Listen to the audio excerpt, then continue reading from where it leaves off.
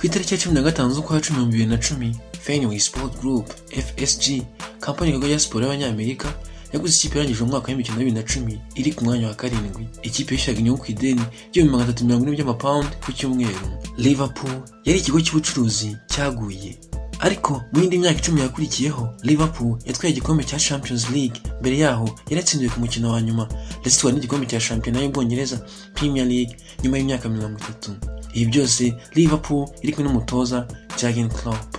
Uruhare rukomeye rw'itsinda rishinzwe kugura abakinnyi narwo rwabaye ingenzi. Itsinda ragayo na Michael Edward uyobora ibikorwa bya siporo. Liverpool yongeye kwitwa neza ku isoko ry'igura n'igurisha mu rwego rwo kongera agaciro ikipe. Binatuma igura abakinnyi bayibereye beza ku rwego rw'isi ndetse n'imbere mu Bwongereza. Fenway Sport Group nayo yagize uruhare rukomeye mu rugendo rwo kwiyubaka rw'ikipe ya Liverpool. Ni gute FSG yafashije Liverpool kongera kwiyubaka? Nk'uko byatangajwe n'umusesenguzi Raphael Honigstein mu nkuru yise Klopp Bring the Noise, yavuze ko perezida wa FSG yarimo akurikiranira bya hafi Jurgen Klopp ko ari kuzaba umusimbura wa Brendan Rodgers, bitewe n'izina yari afite mu mupira w'amaguru, ndetse akaba n'umutoza uzi kubana neza kandi ukunda intsinzi. Ku meza bicaranye perezida wa FSG Mike Gordon na nyir'ubwite wa FSG John Henry n'uhagarariye Liverpool Tom Werner. Klopp yavuze ko azakora ibishoboka byose akagarura abafana i Anfield Road. Nyuma y'igihe gito, Gordon, Henry na Werner babonye umutoza uhura neza n'imiterere ndetse n'umwihariko bya Liverpool.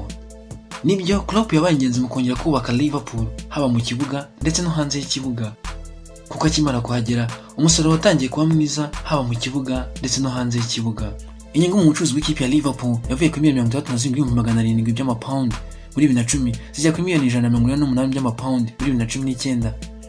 Inyungu ku bijyanye no kwerekana imipira ku mateleviziyo yavuye kuri $74,600 by'amapawundi muri 2010 ajya kuri $263,800 by'amapawundi muri 2019.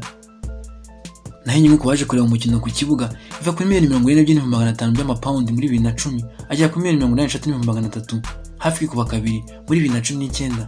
Ibi byose byabaye ku ngoma ya Jurgen Klopp.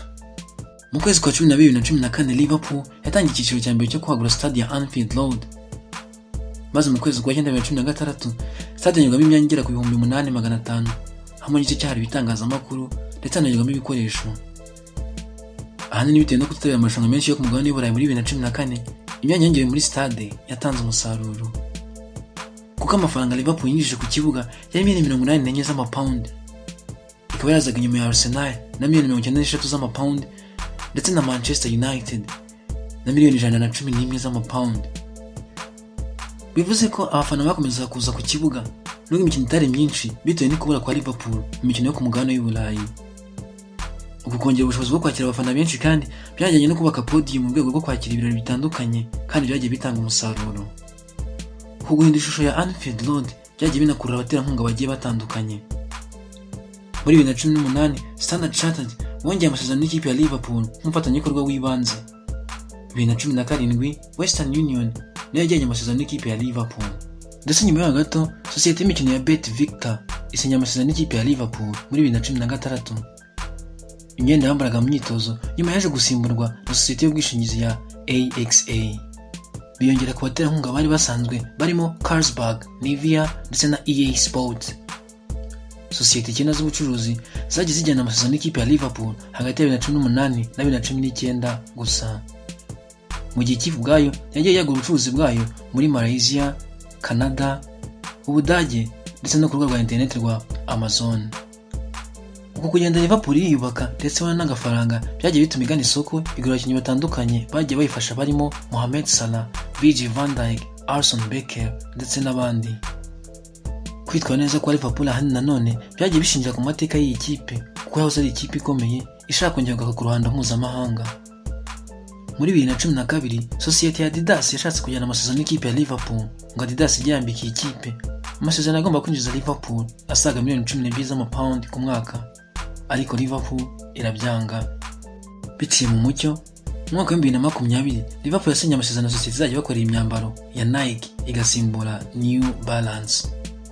N'amasezerano byiteze ko azinjiriza Liverpool asaga $30 z'amapawundi ku mwaka, ariko ashobora no kwiyongera akagera kuri miliyoni ziri hagati ya 75 na 80 z'amapawundi, bitewe n'inyongera ya 20% azajya yagwa Liverpool ku mwenda uzajya ugurishwa. maze bigashyira Liverpool ku mwanya wa gatatu ku isi nyuma ya Real Madrid na FC Barcelona mu makipe ishyirwa agatubutse n'uruganda rwa Nike, ndetse ikaba iya mbere mu Bwongereza. Ibi byerekana imari ihambaye ya Fenway Sport Group mu bucuruzi ihambaye, kuko New Balance yashatse kwemera amasezerano nk'aya ya Nike ariko Liverpool ibitera utwatsi, ahanini kuko Nike ifite isoko rihambaye mu bucuruzi. Nike ifite ububiko bw'imyenda bungana n'ibihumbi 6 mu bice bitandukanye by'isi, mu gihe New Balance ari ibihumbi 3 gusa. Mu byumvikana aya masezerano ashobora kuzinjiriza Liverpool amafaranga make imbere mu Bwongereza, ariko mu bucuruzi ku rwego rw'isi Liverpool izahungukira. Birumvikana mu mupira w'amaguru kugira ngo ikipe itere imbere bisaba uburyo ku bijyanye n'amafaranga. Aha niho Fenway Sport Group yagize uruhare mu kuzana umutoza Jurgen Klopp ndetse no gushaka abaterankunga muri gukomeza kwiyubaka ku bijyanye n'ubukungu. Liverpool, Jurgen Klopp yaje mu 2015, impuzandengo y'umushahara w'abakinnyi ku cyumweru yari mu 67 y'amafaranga 500 by'amapawundi ku cyumweru. Ubu impuzandengo y'umushahara w'abakinnyi ku cyumweru ni 106 y'amafaranga 500 by'amapawundi muri 2020. Mu biganza bya Fenway Sport Group, Liverpool yitwa neza mu kibuga ndetse n'urwego rw'ubukungu. Mwakoze kudukurikira, mukomeze muryoherwe n'ibiganiro byacu.